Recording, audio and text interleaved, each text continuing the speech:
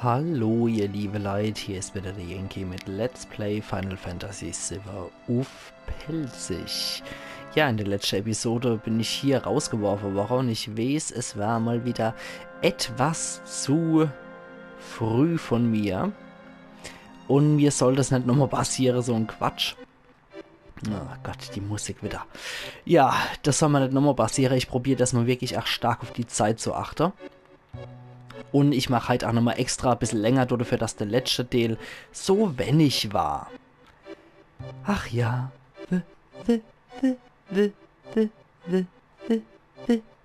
Also die Musik finde ich ganz scheußlich. Ich glaube, da bin ich auch mal kurz vorbeigeschlittert. Ja genau, aber da war nichts wirklich zu machen, glaube ich. Außer ein schöner Zufallskampf. Ihr Band das nicht schießen, so, ne? Ja, genau. Ach du liebster Kettel. Du hat der Barret aber mal richtig einer in der Hafe gejagt. So, dann machen wir das nochmal. Gucken wir mal, ob der Blitz zweimal einschlacht. Nee.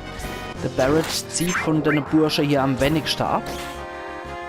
Und der Cloud macht derzeit immer noch den meisten Schaden. Wenn wir jetzt einmal so auf die HP achten, hat das Sid ein klein bisschen mehr. Und ich bin sehr froh, dass ich ihm die Materia Konter gegeben habe, weil der doch durchaus ziemlich hart die rechte Faust parat hat. So, jetzt machen wir nochmal hier Heilung. Machen wir nochmal so. Das ist doch schon mal was. Okay. Da kann er... Ah doch, da kann er springen, tatsächlich. Das habe ich in der letzten Episode anscheinend verdummbeitelt. Dann können wir nämlich hier weiter. Und wo hieb... Oh, oh. Riecht noch Ärger. Ah, Sekunden noch. Riecht noch Ärger. Verschwinden wir. Uiuiui. Du flitzt da wie Sau. Das macht auch alles automatisch. Der rennt rum wie ein Murmel. Oh Gott. Jetzt bin ich irgendwo... Ach, scheiße. Jetzt hat er mich wieder irgendwo rausgeschleudert. Na gut. Mist. Also nochmal von vorne. Das hat wenig gebraucht. Ja, das wird jetzt auch wieder so eine Sache, weil das habe ich Anime exakt auf dem Schirm, wie das Gebiet läuft. Also du müsst da machst du jetzt, definitiv noch sehen, dass ich da ein bisschen rumirre werde. Aber, wir können ja die Zeit definitiv nutzen. Und zwar können wir ja mal wirklich ein bisschen aufleveln, können da ein bisschen labern und können dann auch gleich automatisch noch einen richtigen Weg suchen. Ich persönlich finde es definitiv auch nicht verkehrt, wenn wir einfach nochmal ein bisschen aufleveln und die Zeit hier in der Region auch mal wirklich nutzen. Barret hat jetzt auch schon Level 39, das ist auch schon sehr gut. Weil ich hätte sie definitiv alle auch gerne ein bisschen stärker. Es muss einfach sein, weil wir sind jetzt langsam an einem Punkt angelangt, wo es nicht reicht, dass wir mit den Minimal-Levels hier rumkräuchen und fleuchen. So, komm her. Und da können wir lang. Das ist wirklich nicht schlecht, dass es die Funktion hier auch gibt mit dem Touchpad drücke und dann erscheint die Handschuhhand über uns. Und es erscheinen in Rot die möglichen Wege, die wir gehen können. Das ist das Fetzer. Und mit Grün sind normalerweise immer Kletterpassage dargestellt. Natürlich greift der Cloud ausgerechnet denn in die hinterste Reihe an. Das Sid hat wieder jemand ge-one-hittet. Und bei dem hat es auch gereicht. Ich glaube aber, so wie wir die Gegner hier über die aus Korn nehmen, sind wir durchaus echt nicht schlecht, was unser Level A geht. 1500 Erfahrungspunkte und 120 AP. Ist echt nicht verkehrt. Ich glaube, ich hätte es im Tempel vom alten Volk noch ein bisschen nutzen sollen. Weil da haben wir richtig gute Möglichkeit bei deiner alten Drache gehabt. Das muss ich wirklich gestehen. Das war sehr gut. Die Hände 2400 waren es, glaube ich, an Erfahrungspunkte gegeben. Und 220 EP. Also das war gewaltig. Mit Viereck war, glaube ich, die Karte, oder? War das nicht? Viereck gedrückt, Halter? Ich kann schon gar nicht mehr sagen. Na gut, dann gehen wir halt hier wieder lang. Ich persönlich muss aber sagen, es bringt mir nicht so viel, dass ich die Karte habe. Weil an derer kann ich mich ja nicht orientieren. Das ist ja nicht, sie sind hier und sie müssen dorthin. Von daher Ja, wieder ein bisschen tricky das Ganze, aber da muss man definitiv sagen, das ist wahrscheinlich dem Baujahr 1997 geschuldet, dass man das da noch nicht so dargestellt hat, wie man das heutzutage darstellen wird. Und dass es etwas komplizierter und umständlicher ist. Ich muss auch jedes Mal, wenn ich so einen alten Klassiker wie das hier spiele, muss ich mich auch erst nochmal in die 90er Jahre Engine und in die Erklärungen aus der 90er Reihe denke. Anders ist es auch schon gar nicht mehr für mich machbar. Weil ohne in das Verständnis reinzugehen, wie damals die Sache dargestellt wurden und wie damals halt auch ja, Umgebungen dargestellt worden sind. Ach du liebe Zeit. Da ist mir ordentlich kalt hier, der Knaber. Ja, ohne mich da reinzudenken, ist das gar nicht möglich, dass ich da auch Rätsel lösen kann. So traurig das auch klingt. Aber ich meine, klar, ich habe das ja früher abgepackt. Aber früher fiel es mir irgendwie als Jugendlicher wesentlich leichter, mich da reinzudenken noch in die Sache. Mit den New Generation Spiele und so auf PlayStation 4 und Xbox One und was man alles hat, ist das definitiv nochmal eine andere Hausnummer. Und es wird auch häufig sehr vieles einfach gemacht. Und früher hat man ja meistens auch durchgeguckt mit dem Zettel und mit dem Bleistift und hat angefangen, Sachen aufzuschreiben, die man sich hat merken müssen. Ach ja, so war das. Ich glaube, hier sind wir nicht richtig. Ich probiere es jetzt nochmal in der Höhle da drüber.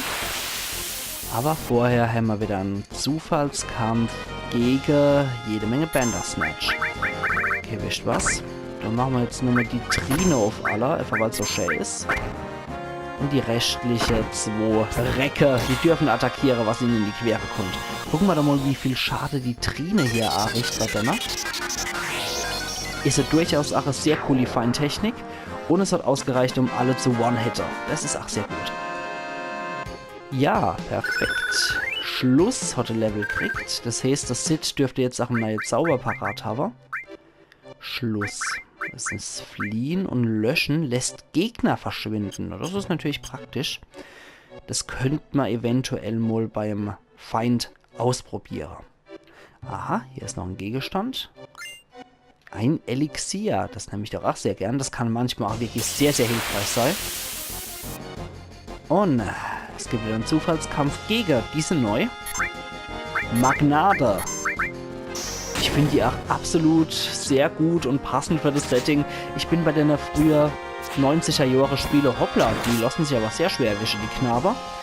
Ja, ich bin bei den früher 90er Jahre oder bei den allgemein bei den 90er Jahre Rollenspiele immer wieder fasziniert, was für komische Gestalten an Gegner dort rumlungern, die so überhaupt nicht reinpassen in das Ganze. Satellitenstrahl, das können wir jetzt mal ausprobieren.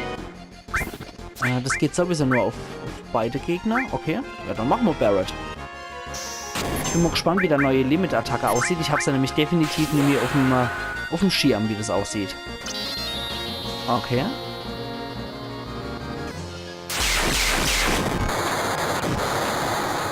Oh, das hat beide nicht getroffen.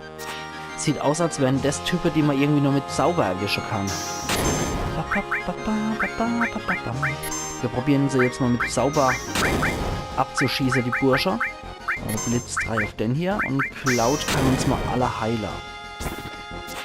Ja, da bringt der Konter nichts. Ich probiere es jetzt mal. Ich hoffe, ich treffe sie wenigstens durch Zauber, die Magnade. Und? Ja. Zauber bringt was, tatsächlich. Gucke, was das Sid jetzt darstellen kann. Blitz 3. Ui. Ja, das zieht ordentlich was ab. Nicht schlecht. Also das ist auch der stärkste Zauber, der durch die Materie möglich ist. Und mir hin gesehen, das macht richtig, richtig hässlich schade. So. Das ist definitiv sehr cool und sehr lohnenswert, so Zeug aufzuleveln. Okay, wo kommen wir dann hier raus? Wieder aus so einem Schneefeld. Probieren wir es mal hier wieder. Was bringt uns das? Wieder nur Schneefeld. Und da schmeißt er uns immer da raus. Einen Moment kurz, ihr liebe Leute, bin gleich wieder da. Da bin ich jetzt wieder. So, dann gucken wir mal, dass wir hier wieder weiterkommen. Ich glaube, der Weg, ja. führt uns alles nach wie vor nur noch ins Schneefeld. Dann bleibt uns auch nichts anderes übrig, als uns dann in Zufallskämpfe hier zur Stelle gegen die Heiler, die Viecher, wie hießen sie dann nochmal, die Fetzer, genau, und der eisige Nagel, oder wie hießen die nochmal, gefrorener Nagel, genau. Heilung 3. Ist auch sehr schön animiert, wie ich finde, mit einer ganzen Lichter. Hat ein bisschen was von Weihnachts-LED-Beleuchtung, wie ich finde. Da gibt es ja diese abwechselnd blinkende Weihnachtslichter, die so richtig heftig und, wie sage ich dazu immer, epilepsieerregend hintereinander blinken. Und so erinnert mich der Zauber Heilung 3 ein bisschen dran. Bei der Barrett haben sie wieder in Tobsucht versetzt, aber der Kampf ist vorbei. Na Allah. Ja, gibt wieder schon schöne Erfahrungspunkte hier.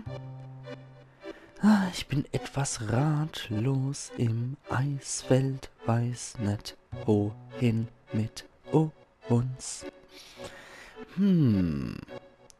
Ach, probieren wir doch mal den Weg dort nördlich. Ich kann nur noch mal auf die Karte drauf gucken. Es ist schon wirklich schade, dass du nicht nochmal irgendwie sie sind hier oder was nochmal dargestellt ist.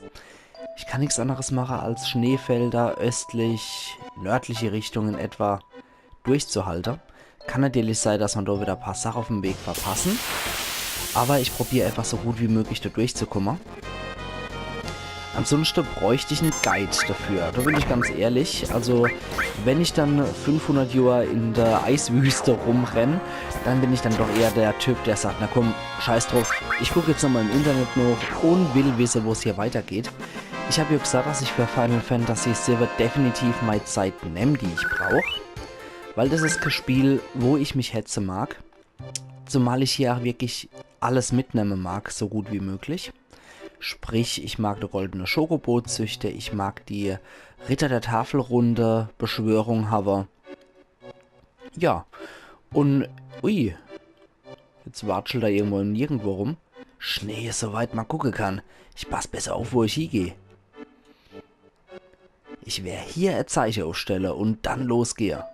Siehst, mit X kann ich ein Zeichen aufstellen, okay. Habe ich irgendeine Art von Sicherheit? Nee. Ich habe keine Art von Sicherheit. Na prima, na prima. Ich kann nur hier im Weg weiter hier folgen. Und da sind wir schon an einer Höhle angelangt. Zumindest an einem Felsen mit Höhle. Und hier ist eine Materia drin. Und zwar die Materia alle. Sehr schön. Die kann man jetzt leider nicht verwenden. Und gibt es hier noch irgendwelche Sachen sonst? Ansonsten haben wir einfach nur optional die Höhle entdeckt, in der die Materia aller zu finden war. Da stellen wir doch gleich einmal was davor auf. Und ich glaube, das ist die Richtung, in die wir gehen müssen. Egal wie sehr sich die Perspektive verändert, wir sollten einfach nur geradeaus weitergehen. Wir haben hier noch Zeichen, die wir aufstellen können. Aha. Bringt uns das irgendwie was? Ja. Dann probieren wir doch mal die Richtung. Ich bin mir echt nicht sicher, wo ich lang zu gehen habe. Und ob das nicht hier eventuell wirklich auch der richtige Weg ist. Das ist nach wie vor wieder unsere Höhle. Ich probiere es nach wie vor in der Richtung. Hier gibt es tatsächlich auch Zufallskämpfe. Wer hätte es gedacht? Ich habe jetzt nicht damit gerechnet. Was denn das war putzige Golems. Eisgolem. Ich habe es glücklicherweise auch tatsächlich richtig als Golem bezeichnet. Es sah für mich einfach so knuffig aus, so mechanisch. Und in solche alte Spiele ist sowas definitiv dann sehr, sehr häufig als Golem tituliert. Was ich in der Größe, in dem Mini-Format eigentlich schon geradezu putzig finde. Sid hatte Limit-Technik, das ist sehr schön. Hypersprung können wir sofort mal probieren. Dann sehen wir mal die Animation. Was schafft er da? Springt hoch. Und mit etwas Effekt springt er rein und fetzt sie beide fort. Sehr gut gemacht. Ist definitiv auch ein sehr cooler Limit. Und Barrett ist endlich auf Level 40. Super Sache. Gut, dann stellen wir hier wieder Zeichen auf.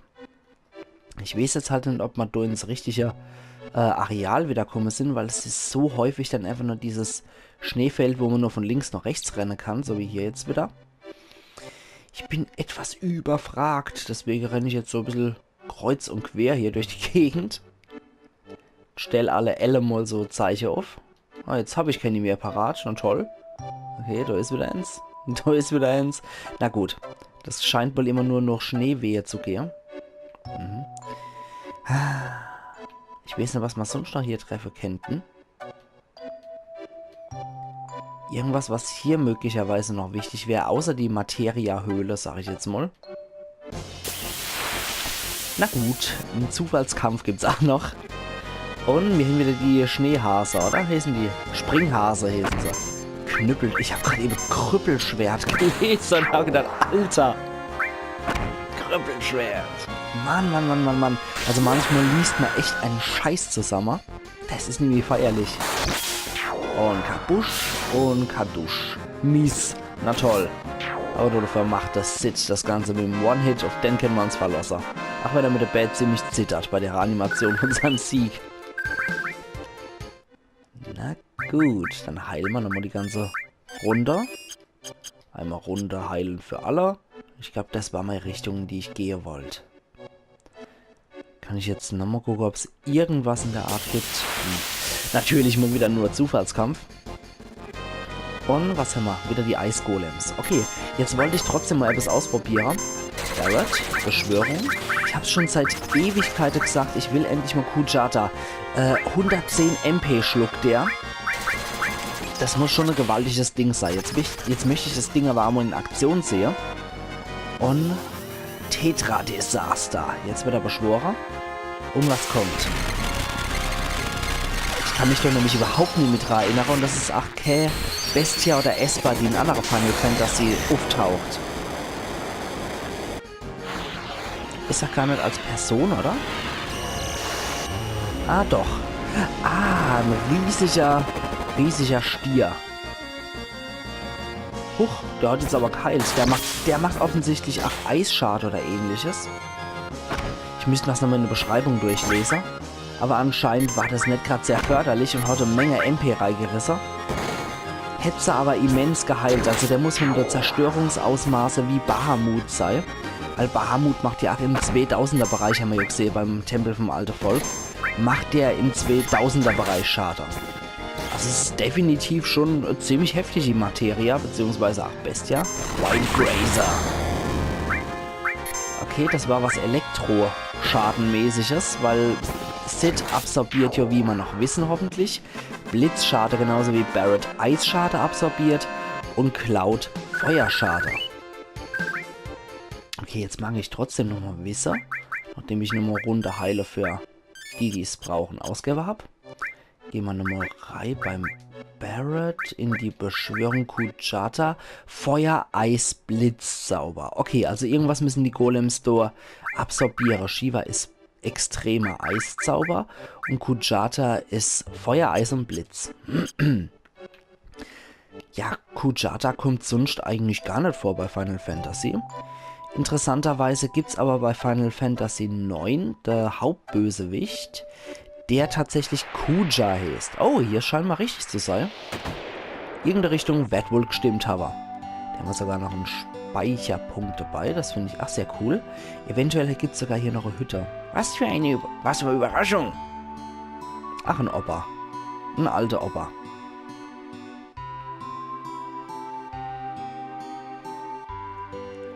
Es ist Jahre her, oh, das ist auch schräg geschrieben wieder, dass ich hier auch jemanden gesehen habe.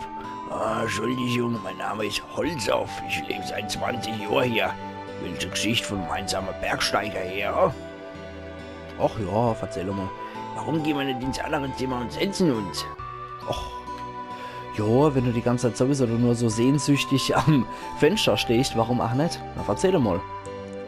Hast du denn gehört, die sich an der Felsen gewarten? Ne. Eine von der alten Legende noch ist hier etwas vom Himmel gefallen. Ist als Land noch runtergeschoben und der Felsen gebildet, aber nach 30 Jahren haben die Jamski und ich mit dem Felsen aufgenommen. Oder hat die Jamski und ich den Felsen aufgenommen. um zu gucken, was auf der anderen Seite ist. Aber wir waren nicht vorbereitet. Wir haben uns mit so tiefen Temperaturen gerechnet. Am Felsen pfeift ständig ein saukalter Wind. Die Kälte senkt die Körpertemperatur. Jamski war unterhalb von mir. Er hat Seil durchgeschnitten. Ich hab's nicht wohl bemerkt. Seitdem lebe ich hier. Nimm sie mit dem Felsen auf, gib andere Bergsteiger, Herberg und Wahnsinn.